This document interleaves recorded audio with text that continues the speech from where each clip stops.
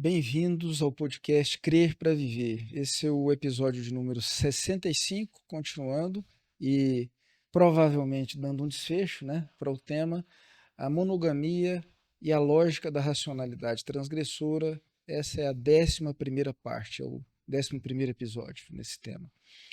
Bem, eu sou Timóteo Madaleno, eu sou psicólogo de formação, tenho um doutorado em psicologia pela UNB, sou professor de psicologia e educação do Instituto Federal de Goiás. Eu tenho também uma formação em teologia pastoral e urbanidade.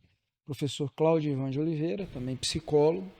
Professor Cláudio é doutor em psicologia pela UNB, tem uma formação em teoria social, tem uma formação em teologia pastoral e urbanidade e é professor de história e epistemologia da psicologia da PUC de Goiás.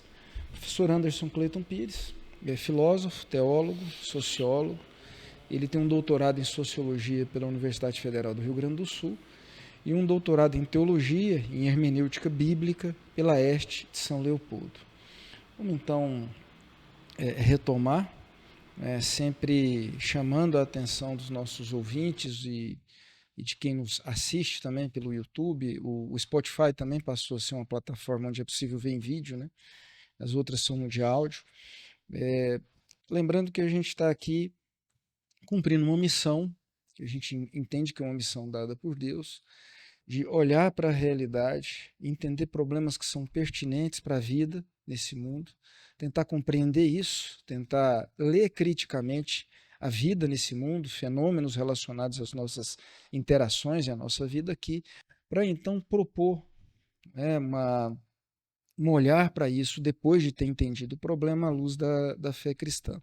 A gente está concluindo hoje uma leitura crítica do problema. Foram dadas pinceladas, aqui e ali, foram adiantadas algumas possíveis ideias, propostas que a gente ainda pretende fazer, mas por enquanto o que é foco das nossas conversas e reflexões aqui é a leitura crítica do modelo monogâmico, do casamento fundado no modelo monogâmico, mas não o casamento monogâmico lá de trás, o casamento monogâmico da forma como ele chegou hoje, dos problemas que ele enfrenta hoje no mundo plural. Antes de falar da lógica da racionalidade transgressora, se vocês voltarem aí nos episódios anteriores, quando a gente começou a falar de monogamia, a gente falou disso, é um mundo plural, a pluralidade.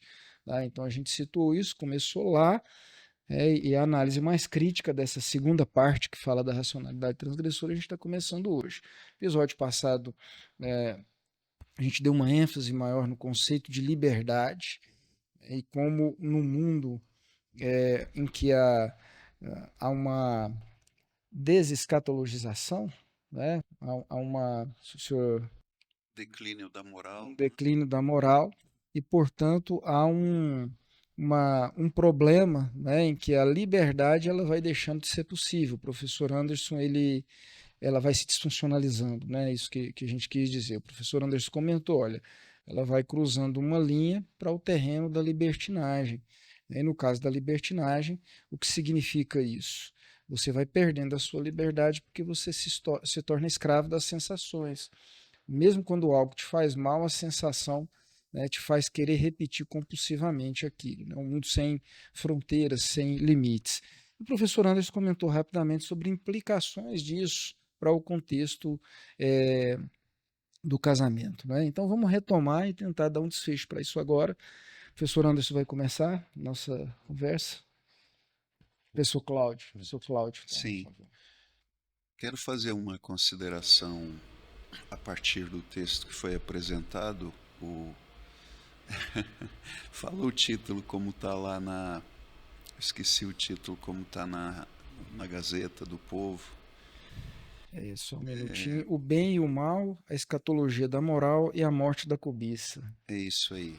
Então esse texto eu apresentei, nós trabalhamos ele aqui no nosso último podcast. Eu quero ainda fazer um complemento agora que é interessante para nosso momento. Bem, eu considero, o professor Anderson concorda comigo, que a grande obra do Freud foi O Mal-Estar na Civilização. Não é? e nessa obra ele fala do processo civilizatório e apresenta também, ele coloca na pauta da discussão do pensamento ocidental desde então o problema da liberdade. Liberdade ali entendida como liberdade instintiva. Por que eu digo isso? Porque a afirmação do Freud é que o processo civilizatório arranca o ser humano do estado de natureza, do estado pré-moral, e promove no ser humano uma alteração. Essa alteração acontece à medida que o ser humano tem que se adequar à lógica de um novo espaço social caracterizado pela existência de regras morais, pela existência de uma polaridade entre bem e mal, permitido e proibido, certo e errado. Nada disso opera no que Freud entende como sendo o estado de natureza. Quem quiser entender um pouco disso, leia lá tanto o Mal-Estar na Civilização quanto o Totem e Tabu. Não é? Então, Freud, em suma, o que é importante para a gente, Freud afirma que a civilização repressora priva o indivíduo da liberdade. E ele está falando de liberdade instintual, liberdade para o prazer. Lembremos que ele é o teórico da sexualidade humana, não é? Bem, mas também está em Freud uma concepção interessante para ser analisada agora, aquela de que, se nós quisermos restaurar a plena liberdade, a liberdade instintiva, deveria ser abolido esse mundo civilizatório e que impõe esse princípio proibitivo, permitido e proibido, não é? Então, à medida que essa sociedade repressora entra em declínio, o ser humano, pensa Freud, voltaria para o estado de natureza no qual existe o pleno exercício da liberdade instintual, não é? Bem, cabe-nos agora, a partir do texto do Escato Moralismo e Morte da Cobiça, fazer a pergunta se os acontecimentos, esse novo cenário social de uma sociedade pós-repressora, confirma ou desautoriza essa tese freudiana. Lembrando, qual é a tese? O declínio civilizatório, no sentido de o declínio, a saturação de um modo tradicional, não é? Orientado por uma metafísica moral, permitido e proibido, implicaria em uma volta ao estado de natureza, ao estado de plena realização da instintividade. Bem, foi isso que aconteceu?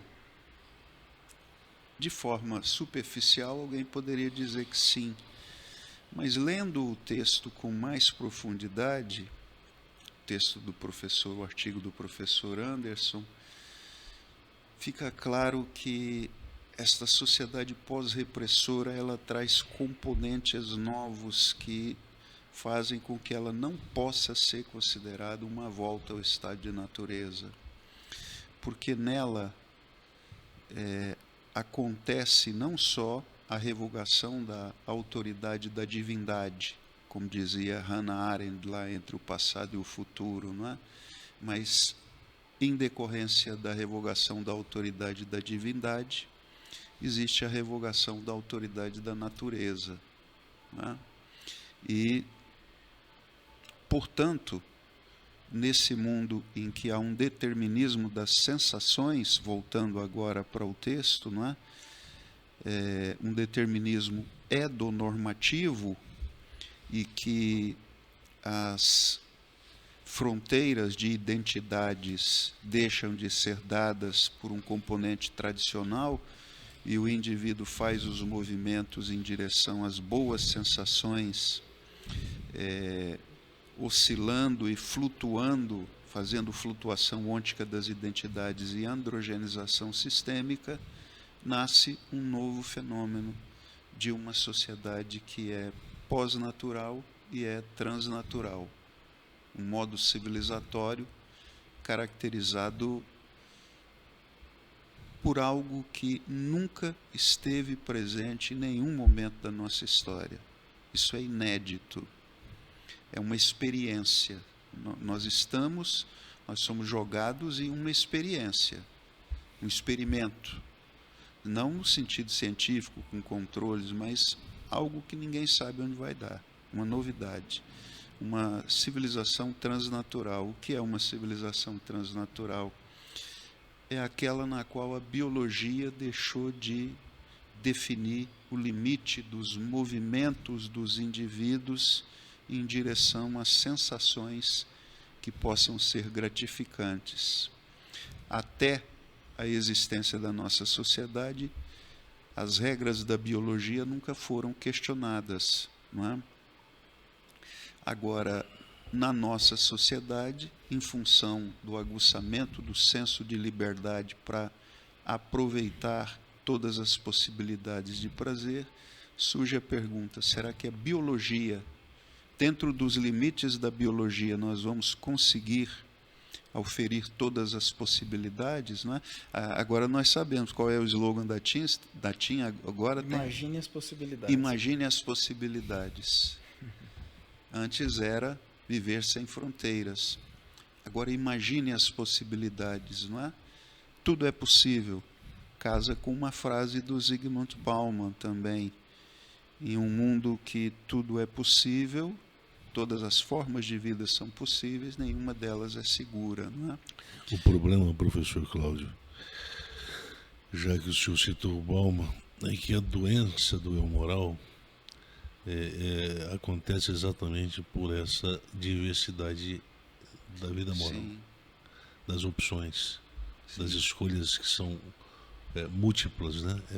Ela produz a angústia do ego, produz a doença. Em termos psicológicos, seria da angústia à depressão, seria um pequeno salto, né? Portanto, a infraestrutura moral dessa civilização, ela é ansiogênica. E também ela é pró-depressiva. Ela é pró-depressiva. Então, viver nessa ansiedade é viver mais para a doença do que para a saúde.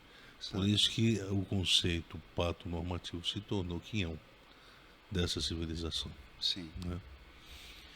Só para completar, então, essa sociedade transnatural, ao invés de o indivíduo se submeter aos limites impostos pela biologia, ele lança mão de uma biotecnologia que cada vez mais avança de forma sofisticada para fazer com que o próprio corpo, a anatomia, se altere para se adequar à preferência edossensitiva do indivíduo, não é?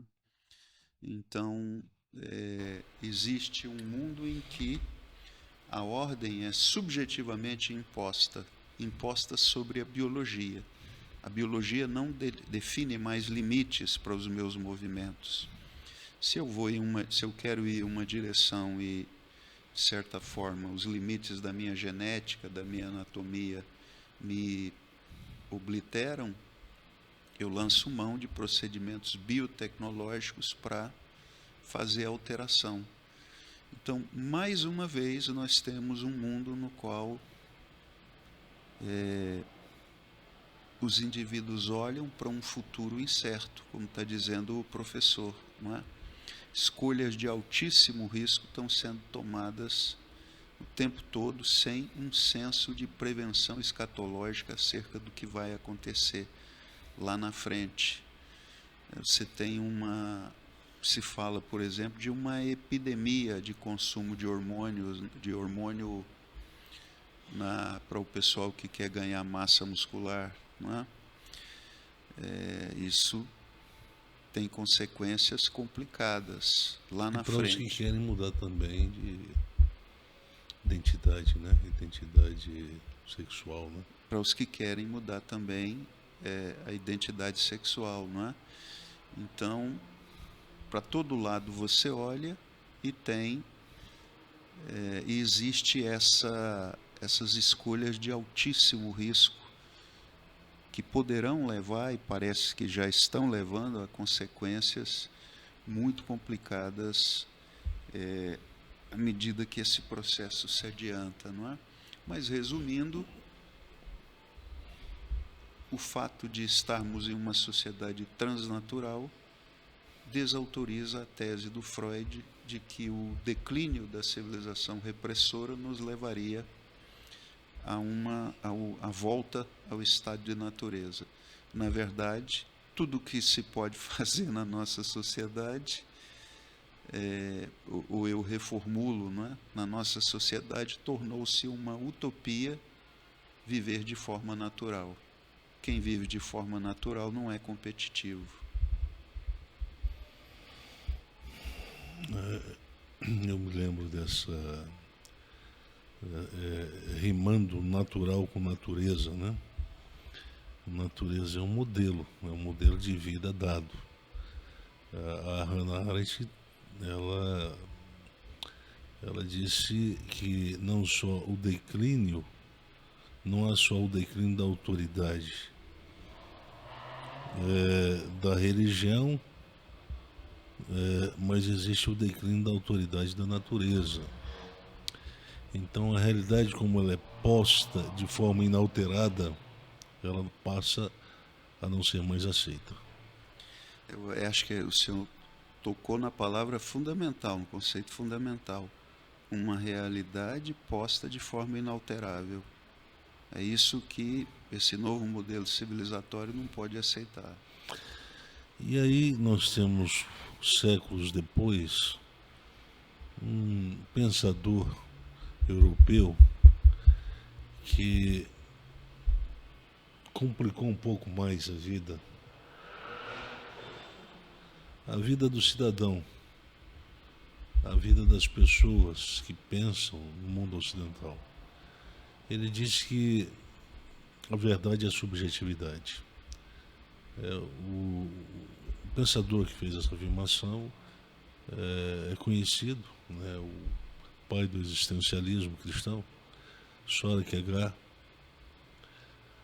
E à medida que ele entende que o mundo ele é percebido de forma sensorial, portanto as sensações são produzidas pelo impacto da realidade na nossa percepção, e é esse o problema, porque esse impacto ele tanto produz distanciamento como aproximação. Ele tanto pode produzir clareza como distorção. E tanto uma quanto outra é válida. Segundo o Kierkegaard, a verdade não é mais definida em termos objetivos, mas em termos subjetivos. Não vale como ela se manifesta objetivamente, mas vale como ela é percebida e sentida. Daí o conceito de subjetividade. É a realidade sentida pelo olhar, pela percepção interior, conscienciosa. Então, a realidade é tudo isso que me envolve. E eu posso acreditar que ela é da forma como está, ou eu posso entender que não. Existe uma outra forma de se interpretar essa realidade dada. E aí nós temos uma hiperfragmentação da realidade. Não só uma hiperfragmentação da realidade, como uma decorrente hiperfragmentação da verdade. Então nós temos verdades e uma infinidade de subverdades. Então nós temos uma verdade que se fragmenta, se atomiza. Ela não é mais monolítica. Ela não aparece um bloco único. Ela agora pode ser sequestrada por várias percepções, porque o que vai determinar o que ela é a sensação que ela produziu no sujeito epistêmico, no sujeito que percebe. um sujeito que conhece, que olha, que se aproxima da realidade e por ela é atraído. Então veja bem, ficou complicado a gente pensar o nosso mundo, porque se é o determinismo da sensação, então nós estamos vivendo na era da hipersubjetividade, ou do hipersubjetivismo. Então, eu penso, o que nós fazemos nas universidades? Existe possibilidade, se o Kierkegaard está correto, então não existe teorias que devam ser encaradas como teorias que não podem sofrer alterações, né? E nós temos, então, teorias que são potencialmente modificáveis, potencialmente refutáveis. O conceito de refutabilidade do Popper sugere exatamente esse potencial refutável que existe em cada teoria. Por quê? Porque nós estamos lidando com um mundo que sugere a fragmentação do conhecimento, a fragmentação da percepção, posta em uma linguagem que vai expressar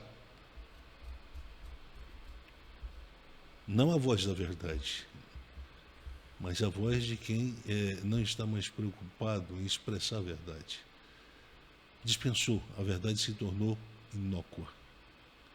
Então, se tornou? Inócua. Então é um mundo da pós-verdade. É uma sociedade que não tem mais o interesse pela verdade, portanto, não pode ter interesse por um modelo axiológico definido, um modelo moral definido. Portanto, veja bem, o paradoxo do matrimônio é o quê? Sereis duas vidas, duas pessoas em uma vida só, compartilhando uma vida só. Como é que nós vamos pensar esse mundo agora analisado à luz dessa forma e desse modelo de relação macho e fêmea, de relação eu-tu? É complicado isso aí. Veja bem, as nossas pertenças, elas caminham com a gente, elas fazem parte do nosso sistema de crença complexo e também um sistema que está sendo aperfeiçoado pelo potencial transformador de cada experiência que nós vivemos e iremos viver no futuro. E vivemos no presente e iremos viver no futuro. Portanto, é um horizonte aberto. Então, isso sugere que eu não posso encarar uma forma de vida como sendo uma forma de vida que não pode ser modificada em nenhum aspecto. Ela pode ser melhorada. Esse é o sentido da santificação. Ela pode ser melhorada, não em termos de alteração hermenêutica de uma compreensão, mas em termos qualitativos. Ela pode ser melhor experimentada por cada um. Pelo macho, pela fêmea, pelo marido, pela esposa. E eles podem chegar a um senso próximo de consensualidade. Eles podem provar de um mesmo favo de mel e falar assim, olha, é gostoso. Um vai achar mais gostoso. Talvez o outro vai achar um pouco gostoso, mas não tão gostoso como o outro achou. Mas vai haver um ponto mínimo de consensualidade. E o que a gente precisa é isso. É não trabalhar com a aproximação definitiva. A inseparabilidade de cosmovisões. Não, o marido nunca vai pensar exatamente como a mulher pensa. E a mulher como o homem, como o marido. Portanto, se torna um comportamento infantil das esposas querer impor aos maridos que acompanhe elas. Que vai, onde eu estou indo, você tem que estar comigo. Essa é um comportamento que fere o princípio da liberdade. Liberdade pressupõe escolha de indivíduos. Cada um tem a sua. Cada um faz a sua reflexão. Cada um olha para a realidade e percebe em que sentido ela toca de forma ruim e toca de forma não ruim. Esse espaço é um espaço que eu não me adequo.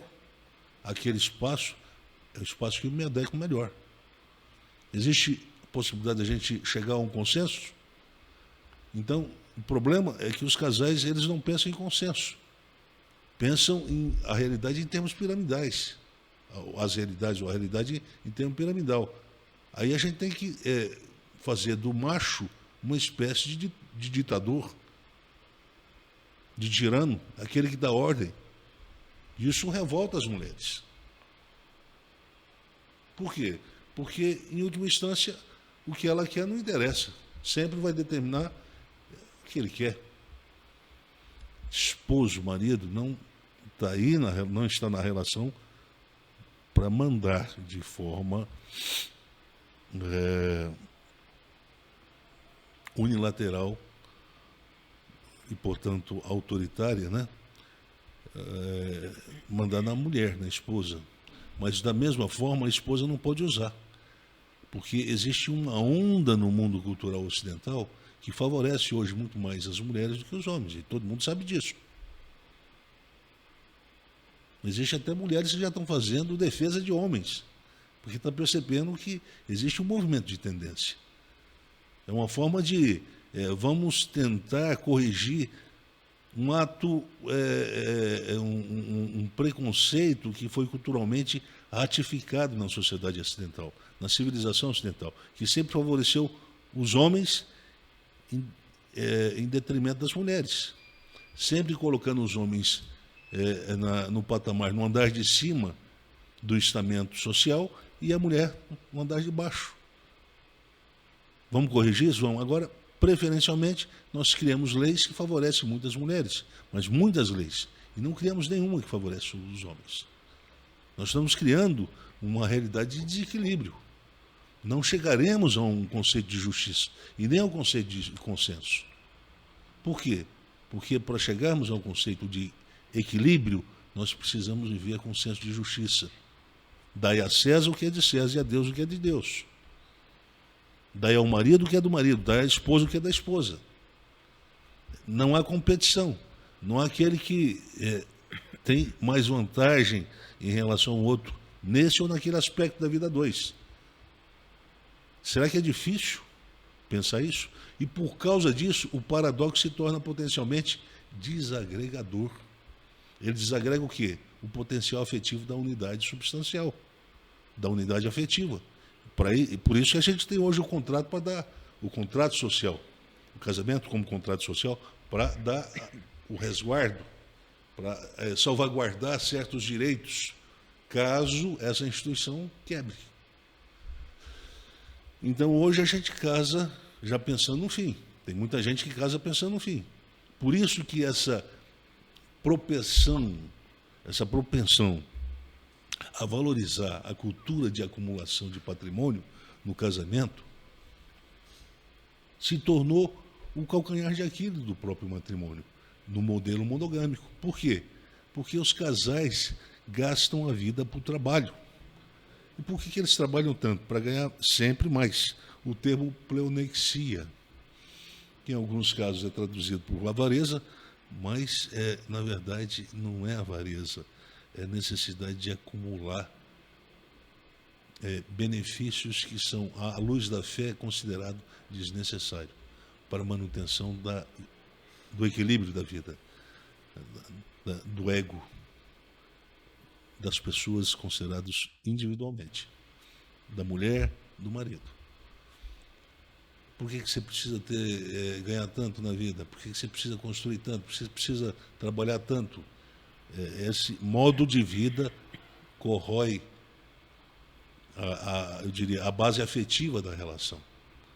Por isso que promove a alienação afetiva. Em alguns casos. Em outros, produz o desinteresse, o desprezo pelo outro. Por isso que, às vezes, o ambiente do trabalho se torna um ambiente de alto risco para a esposa, porque lá ela vai acabar flertando ou sendo flertada e vai gostar. E o marido, da mesma forma, vai flertar ou vai ser flertado. no espaço do trabalho, porque é o espaço que ele mais vive, é o espaço que ele está mais presente no cotidiano.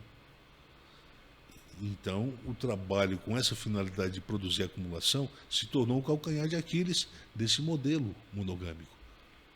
Eu estou falando mentira? Não. Eu estou inventando alguma coisa? Não. Eu estou fazendo uma avaliação que provavelmente não foi feita por nenhum dos pastores desse país. Mas eu não sou Messias e não quero que me aplaudem por isso. Eu estou apontando um problema que nós precisamos corrigir. Porque se nós não corrigirmos isso, o casamento vai caminhar para frente sem afeto. E vai chegar lá na frente com aquela sensação, não, você perde o amor, né? Aí via o companheirismo, a amizade, né? Eu já escutei de pelo menos 1 trilhão, eu vou usar hipérbole aqui, né? 1 trilhão de vezes eu escutei essa palavra. Uma palavra imbecil. Imbecil. Que sai de boca de pessoas que já chegaram a 70, 80 anos. Deveriam pensar melhor antes de usar a expressão. O amor vai embora, a paixão vai embora. O que fica é o companheirismo, a amizade. Não, não, não. Vocês fracassaram. Assumem isso. Vocês fracassaram. Vocês eram mais importantes ao que não tinha importância. O afeto foi menos importante, o trabalho foi mais importante. Ganhar dinheiro foi mais importante do que cultivar a relação de intimidade sexual. Para potencializar essa intimidade que é cúmplice no cotidiano. Ela é lá no quarto que a gente se torna mais sensível à necessidade do outro, à vulnerabilidade do outro. É lá no quarto, no momento em que a gente está sendo embriagado pelo prazer da vida sexual, é que as dificuldades da relação são relativizadas. E me dizer que não tem importância, o sexo não é importante. Teve um rapaz, uma pessoa que fez esse comentário, mas não é possível. O sexo não é a coisa mais importante do casamento. Então, eu não sei de que casamento você está falando, meu filho. Se você está falando de um casamento que o sexo não é importante, então me explique por que está havendo tantas experiências extraconjugais sendo praticadas por homens e mulheres no mundo ocidental. Me explique, me explique. E olha lá, me explique uma coisa, por que todos eles justificam essas experiências extraconjugais, baseado no argumento de que eu estou procurando o outro porque com o meu é insatisfatório, com a minha é insatisfatória. Por que o índice de casamento, de divórcio, melhor dizendo, entre os evangélicos, meu caro, está aumentando? Vamos olhar para a realidade, pastor reformado, que está falando que nós temos que amar. Sim, Paulo diz, ninguém está contestando que o marido tem que amar a esposa como Cristo amou a igreja, mas amar no cotidiano. Nós estamos falando de uma outra coisa, nós estamos falando de amar a esposa na intimidade sexual, não pode ser agápica.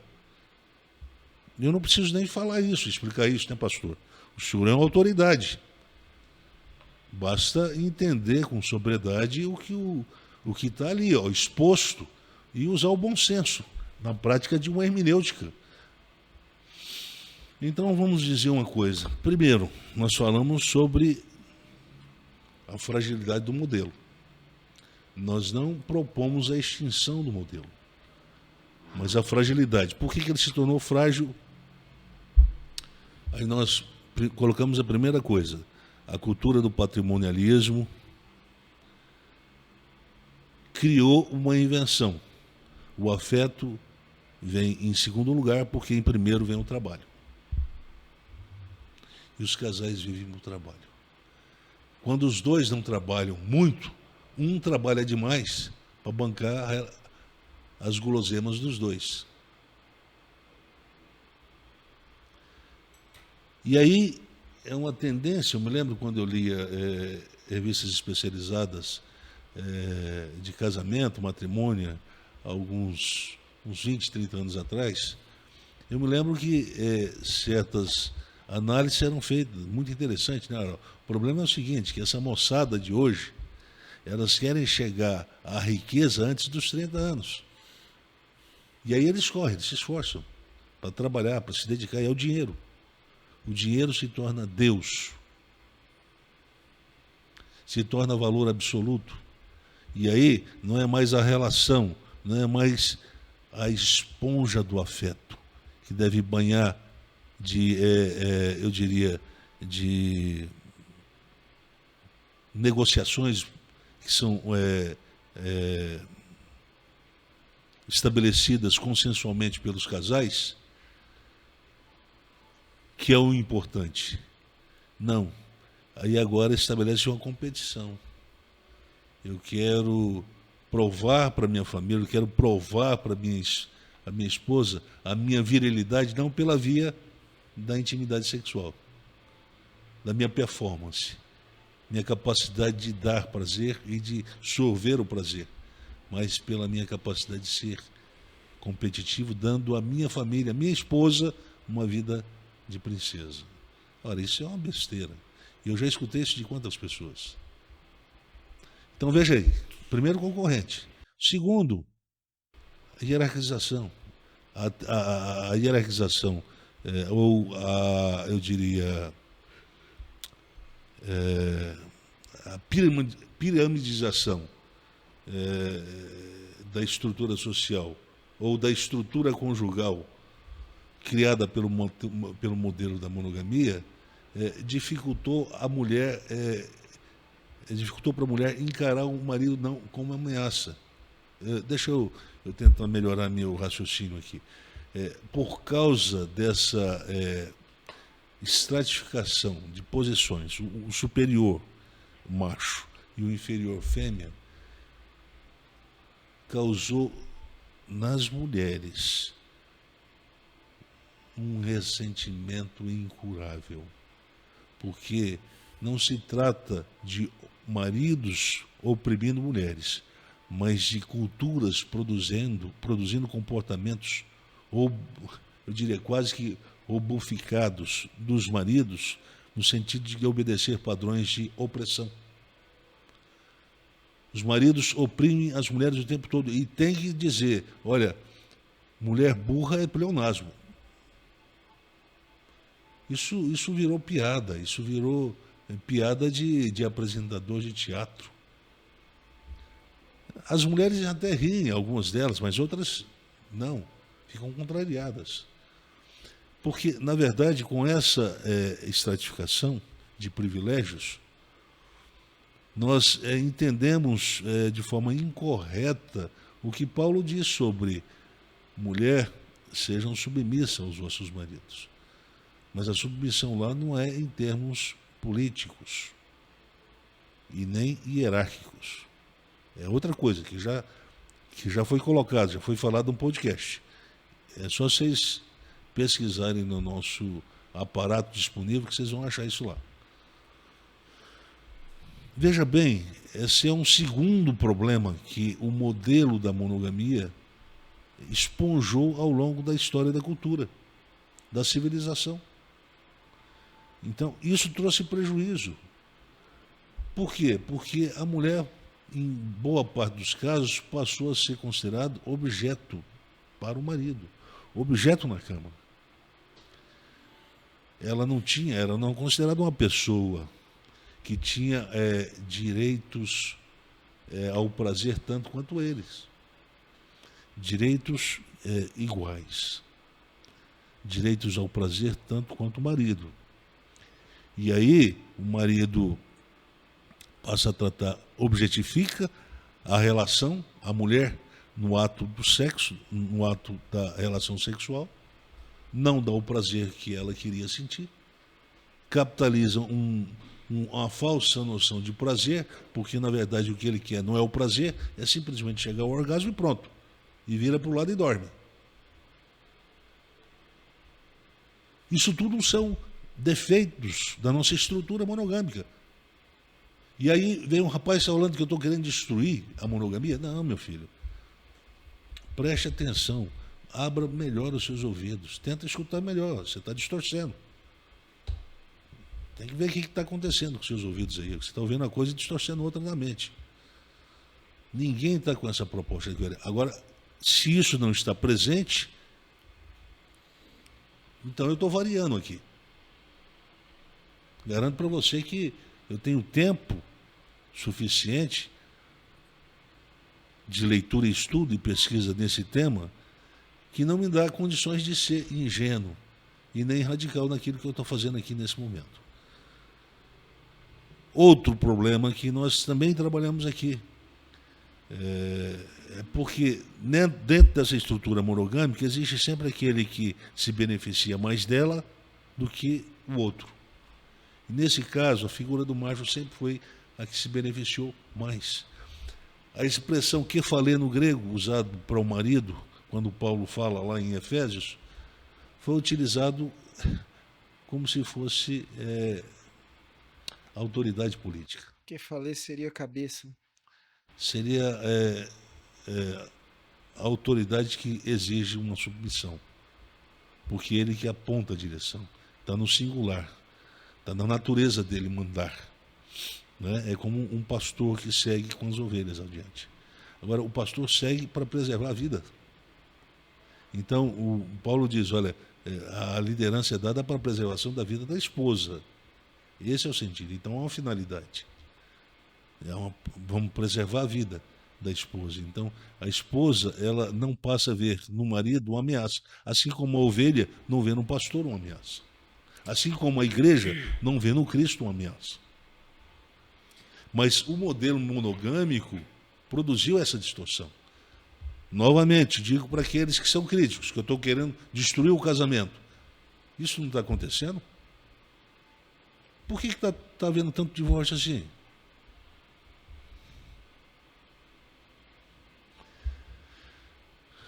O professor quer fazer... Só para situar o senhor, quando o senhor fala kephalé, o senhor está fazendo referência à ideia de o marido é o cabeça assim como da esposa, assim como o Cristo é o cabeça da igreja. O senhor está fazendo referência a essa...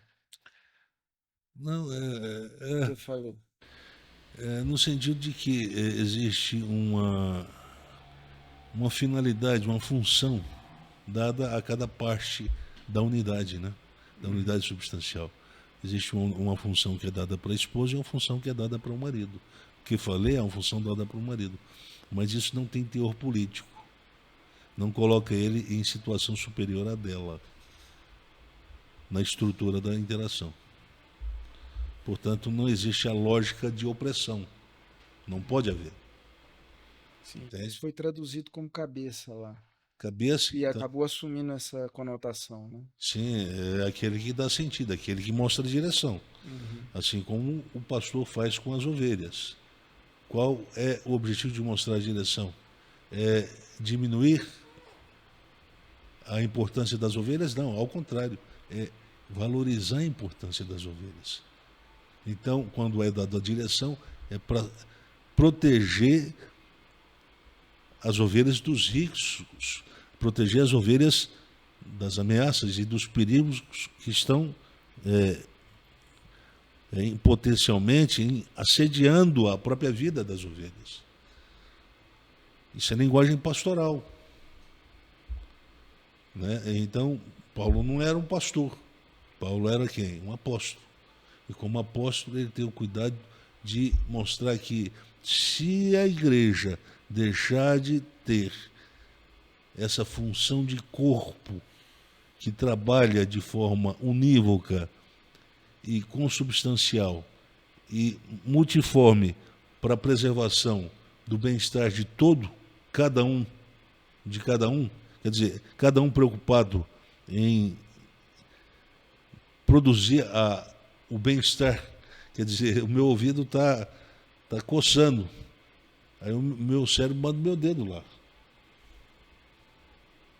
Então, houve uma submissão, quer dizer, o dedo entendeu qual era a sua função. A função era produzir o bem-estar. O alívio cuida da mulher. O marido é chamado para cuidar, assim como ele cuida do próprio corpo. Não para dominar a mulher, não para oprimir a mulher. Então tem muita coisa que foi complicada aqui, foi sendo absorvida, foi sendo esponjada pelo modelo.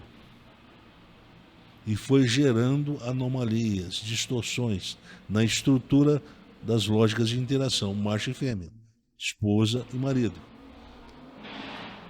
E é isso que nós tratamos durante esses vários episódios que nós falamos sobre monogamia, lógica, racionalidade transgressora e etc. Né? Então, a gente gastou esse tempo todo para mostrar que, ao longo da história da cultura ocidental, o modelo ele esponjou valores de contraculturas ou de subculturas da cultura ocidental e que acabou alterando o potencial terapêutico que essa coexistência deveria produzir. Casamento, convite a uma coexistência com potencial terapêutico para ambos. Então, esse é o sentido do paradoxo. Vocês se unem para se completarem, porque a doença está na incompletude. Preste atenção, a doença está na incompletude. O que o pecado de Adão produz? Senso de incompletude.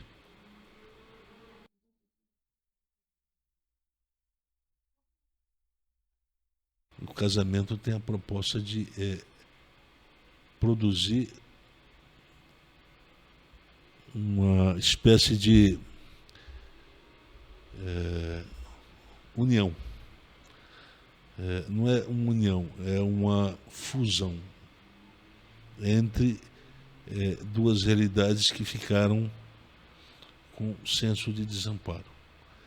Esse senso de desamparo ele é subsumido, ele é retirado, ele é curado quando o eu se torna eu-tu e quando o tu se torna tu-eu. Portanto, isso é o que nós chamamos de unidade substancial. O que dá unidade, o que sustenta essa unidade é o afeto. Portanto, casamento não é contrato social. Casamento é unidade afetiva. Hoje, o modelo de hoje trata o casamento como contrato social e não como unidade afetiva. Quando tem unidade afetiva, aí nós temos a possibilidade de ter desdobramentos também terapêuticos para ele e para ela. E aí é que vem a função, a instrumentalização do eros para a consubstanciação de uma relação afetuosamente sadia do macho e da fêmea, do esposo e do marido. Veja bem, tudo isso que eu estou dizendo aqui, alguém vai dizer, não, mas eu já sabia disso. Mentira, não sabia não. Se soubesse, o seu casamento não estaria ruim. Se não soubesse, você não estaria divorciado. Então, não vem querer andar de sabichão aqui. O que nós queremos propor é uma luz para se pensar. Não é só um modelo, não é só a história de um casal, não. É de se pensar a realidade do casamento no modelo monogâmico aqui no Brasil, fora do Brasil, no mundo todo, onde a presença da fé cristã está. Porque se isso não acontecer, a luz não vai se diferenciar das trevas. Se o sal deixar de ter a sua função, ele será jogado fora. Ele perderá a sua função. Haverá um juízo escatológico para ele. O descrédito seria esse juízo. A derrocada final desse juízo escatológico. Descrédito. Casamento vai perder credibilidade. Casamento monogâmico vai perder credibilidade. O que a gente está querendo fazer é exatamente evitar que a gente chegue a esse ponto. Então nós temos que falar de reformas para o modelo, correções para o modelo.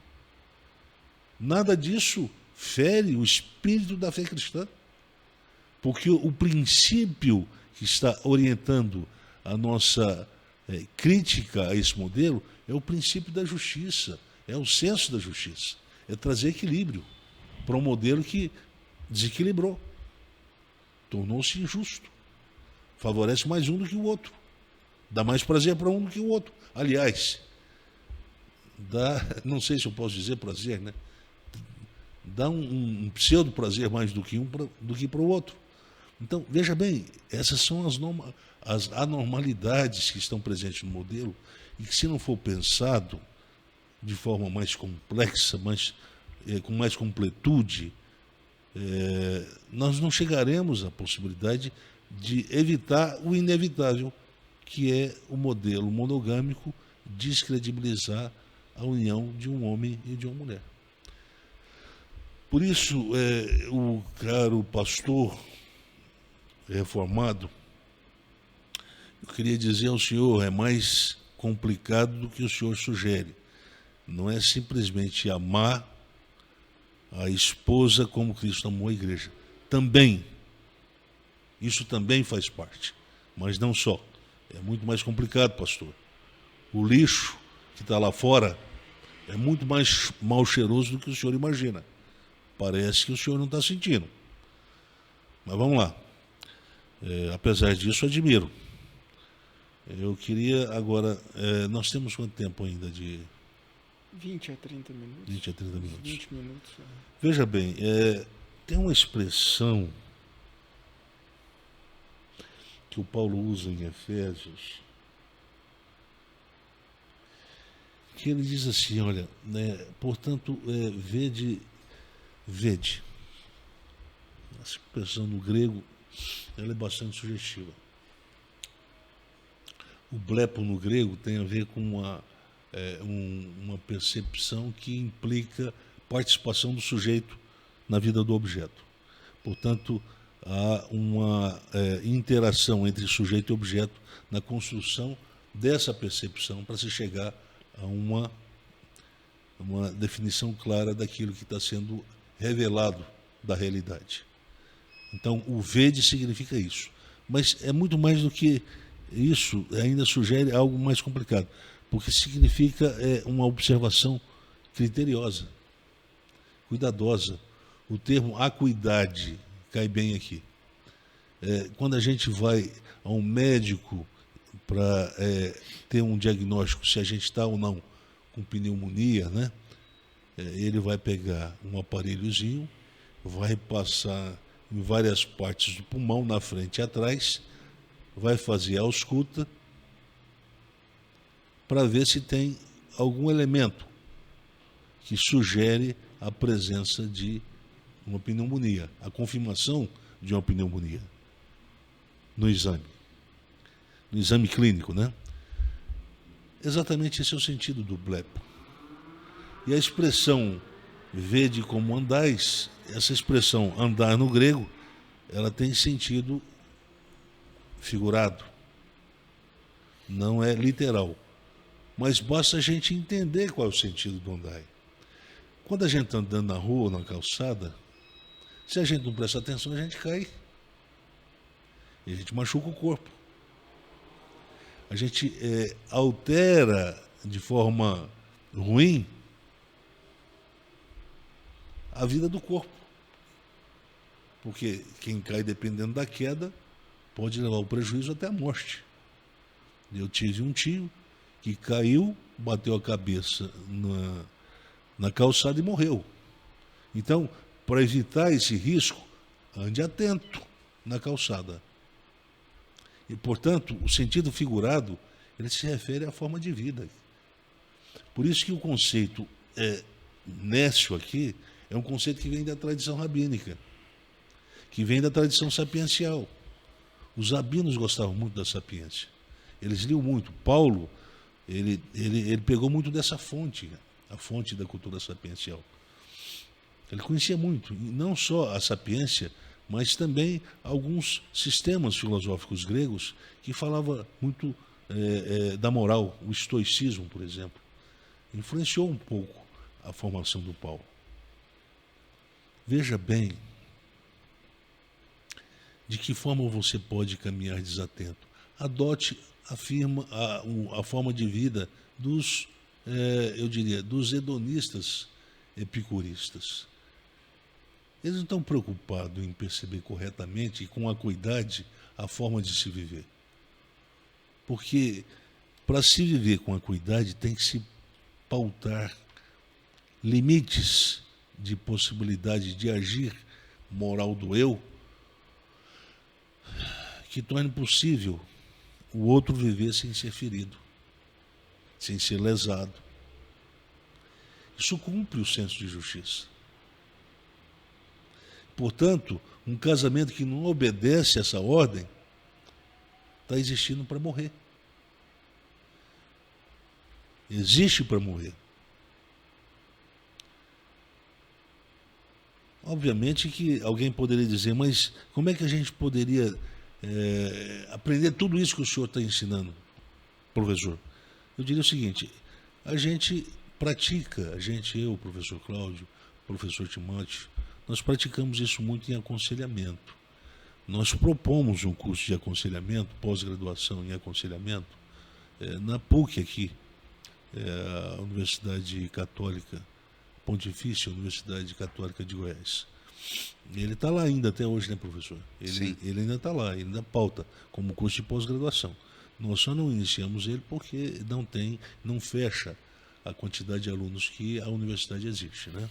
Exige para ele funcionar.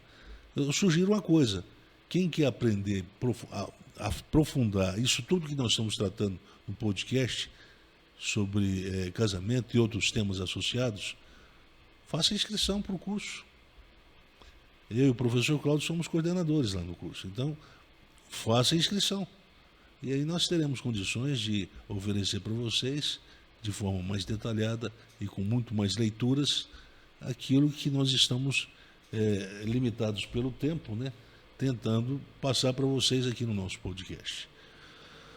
Aqui a diferença é que a Bíblia é o nosso ponto de referência, porque a Bíblia, eu estou dizendo o Novo Testamento, a fé cristã é o ponto de referência, porque nós sempre entendemos que quando falamos da fé cristã, nós estamos pautando 3 direções, 3 caminhos: o senso de justiça, o senso de verdade e o senso de bondade. É para aí, é para essas direções que o meu eu moral deve caminhar. Deve sempre fazer pergunta: eu estou ferindo algum desses princípios ao fazer essa opção ética ou opção moral?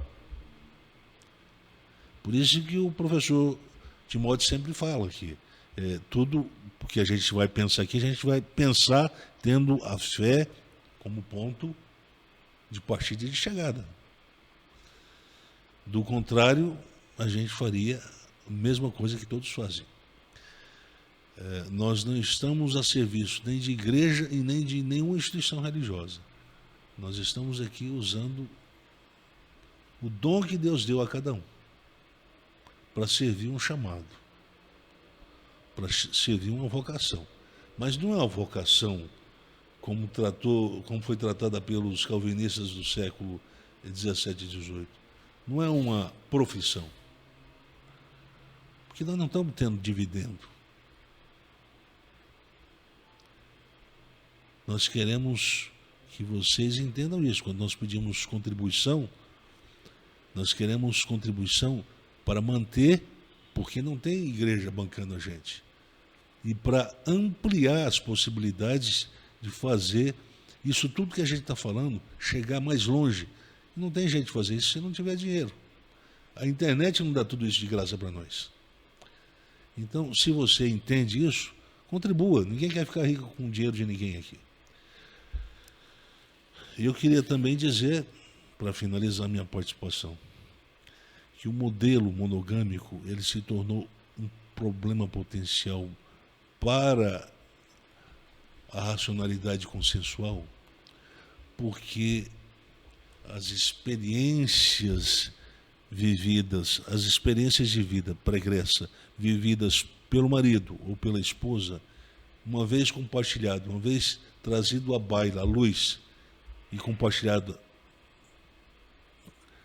um para o outro, tornou-se um problema. Quando a gente fala do casamento, nós falamos de confiança.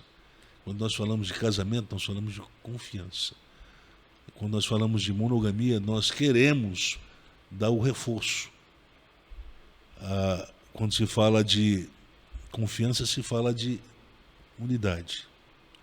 Quando se fala de adultério, se fala de quebra da unidade. O que é a quebra da unidade? É a instituição da desconfiança. E a desconfiança se torna paranoica, se torna semi-psicótica. Os movimentos das mulheres ou das esposas que abriram o coração e disseram coisas que fizeram contra a vida do matrimônio, nas escolhas insanas de uma experiência extraconjugal, vai produzir no marido uma doença incurável. E dessa doença incurável vai vir a desconfiança que não vai conseguir ser redimida mais. A possibilidade, por causa da desconfiança, um senso de recompensa pela desconfiança produzida por um deles. E aí, isso pode se converter em retaliação ao próprio casamento, mas também pode ganhar uma forma sutil de recompensa ou compensação. Ele me traiu, ela me traiu, criou um vácuo, um vazio, um ressentimento. Se tenta recompensar com a instrumentalização de uma prática de sexualidade esquizoide. Isso pode não ser curado, pode não ter cura também.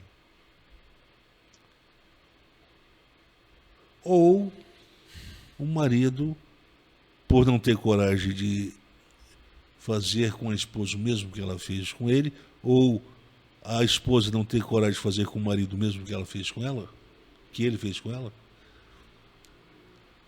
pode fazer uso da internet.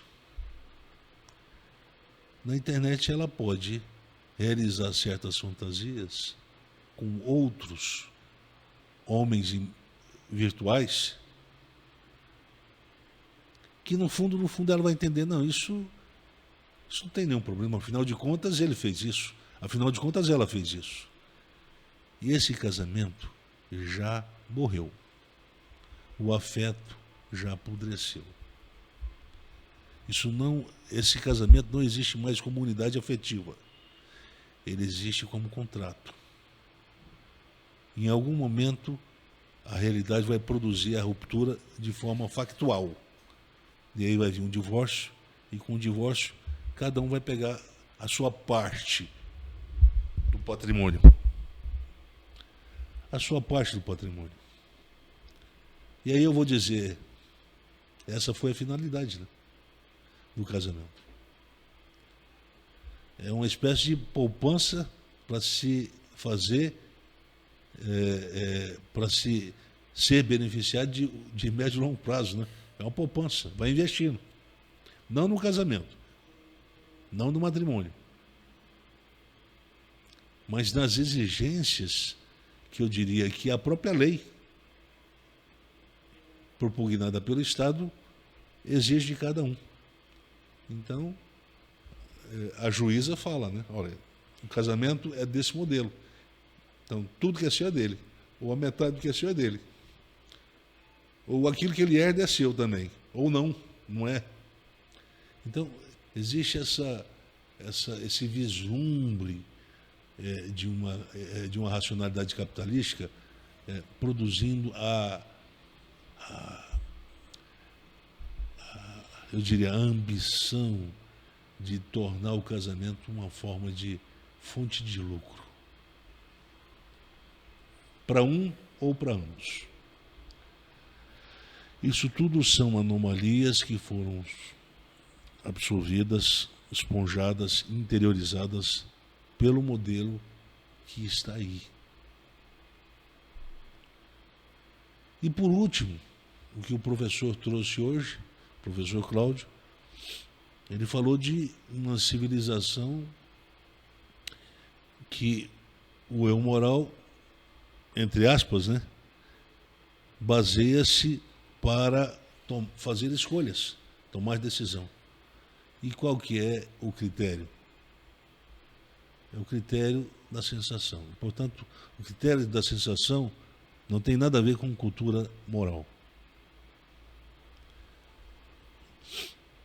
O critério da sensação não tem nada a ver com a racionalidade afetiva. É preciso que as pessoas entendam que a gravidade do momento se dá pelo fato de que a sensação produz a cegueira moral. O que é a cegueira moral? Segundo Bauman, é a incapacidade de estabelecer uma reconciliação com o futuro pela via moral. Saber para onde está indo a partir das escolhas que se fazem no presente. Essa incapacidade de reconciliação com o futuro se tornou o problema emblemático da nossa cultura de hoje. Essa cultura da cegueira, que não cega somente as pessoas, indivíduos, mas cega as pessoas que tendem a achar que é mais seguro caminhar em unidade, em coexistência. E quem mais sofre nesse caso, então, são as unidades substanciais. Porque nesse contexto elas passam a sofrer acidentes, lesões, de forma repetidas, até rachar, até quebrar. E quando quebra, quebrou. Quando racha o cabeçote, acabou. Não tem recuperação. Ah, mas tem que tolerar, tem intolerância. Bem, se você quer acreditar que esse modelo é o melhor modelo para se viver do ponto de vista qualitativo, é o melhor modelo para se viver a dois, viva ele com a sua esposa, viva ele com o seu marido. Para mim não serve.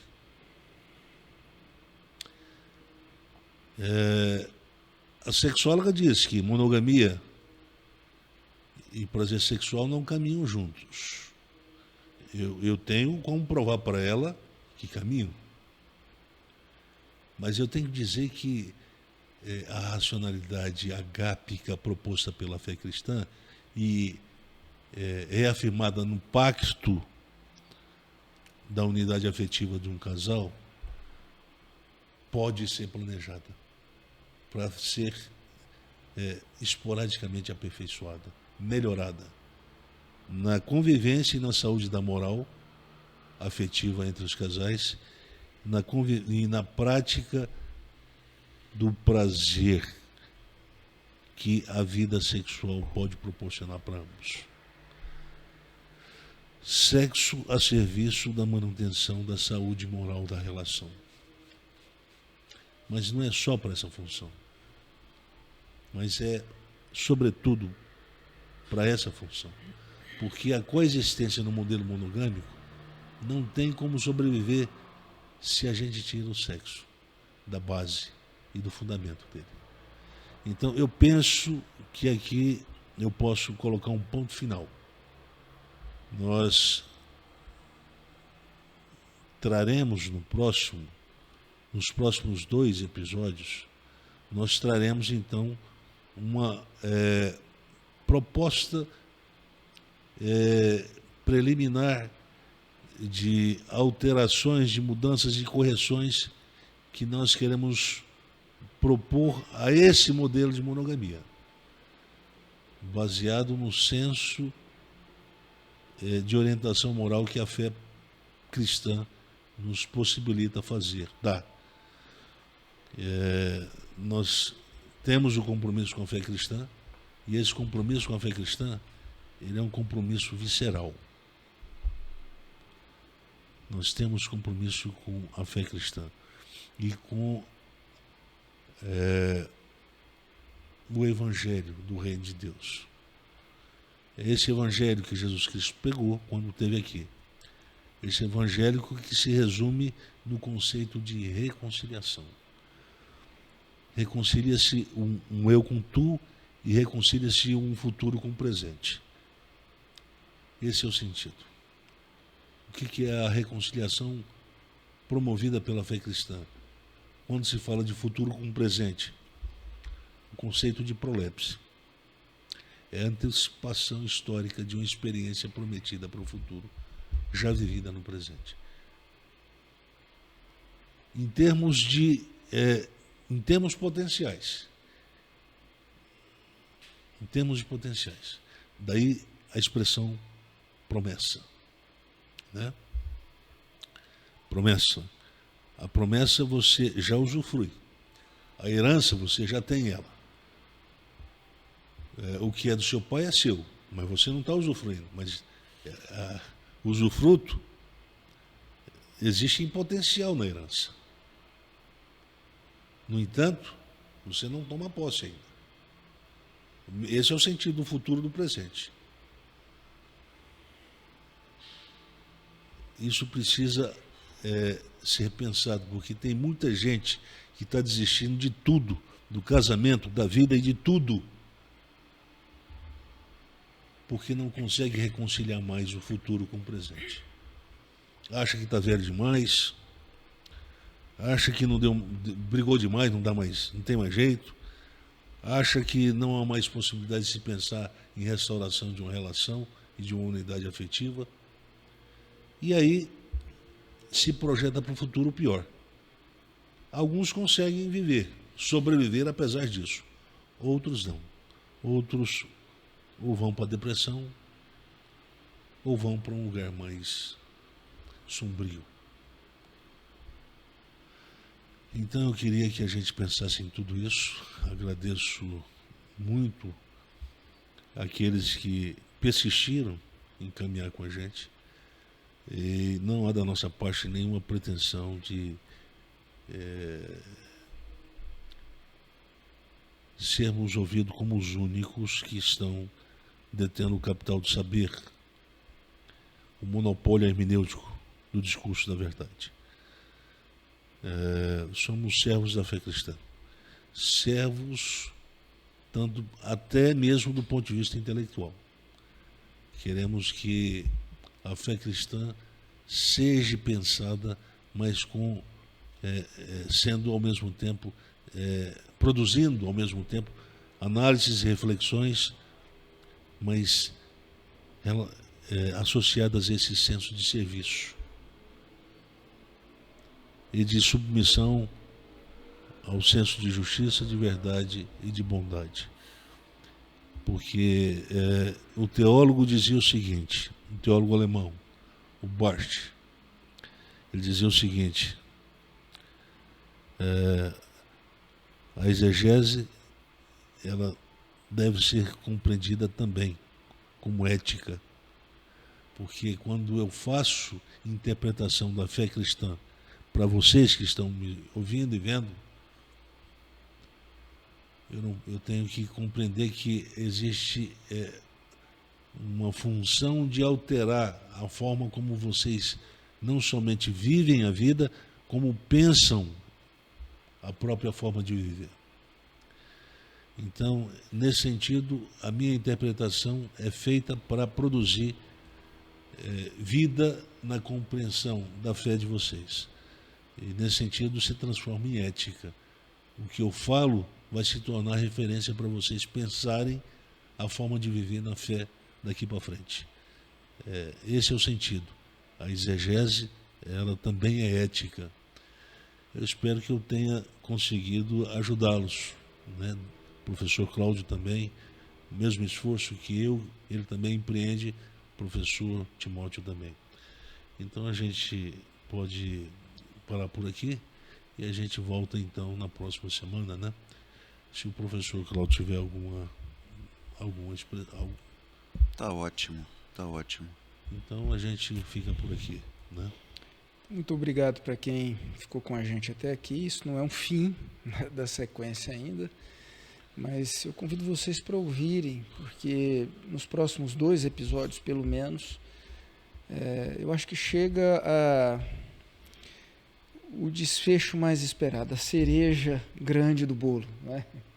E porque serão conversas mais propositivas, reflexões mais propositivas.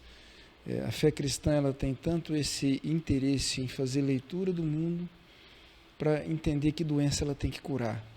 Quando eu falo da fé cristã fazer leitura do mundo, eu estou entendendo que nós fazemos parte desse mundo.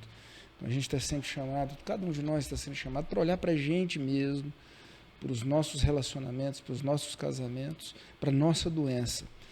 E é para essa doença nossa, que a gente encara no dia a dia, que a gente está sendo chamado para ter coragem de admitir, que a fé cristã chama para curar.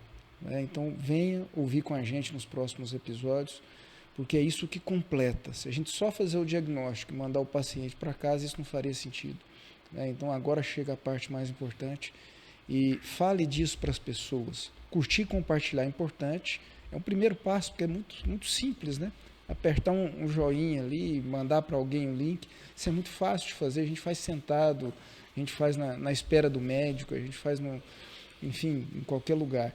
Mas mais do que isso, comente com as pessoas, e eu espero que o mesmo Deus que chamou a gente para essa missão também trabalhe na consciência de cada um, nas resistências de cada um, produzindo as aberturas necessárias para encaixar essas peças no quebra-cabeças que está sendo montado aqui. Muito obrigado pela sua atenção, eu espero vocês na próxima semana. Até lá.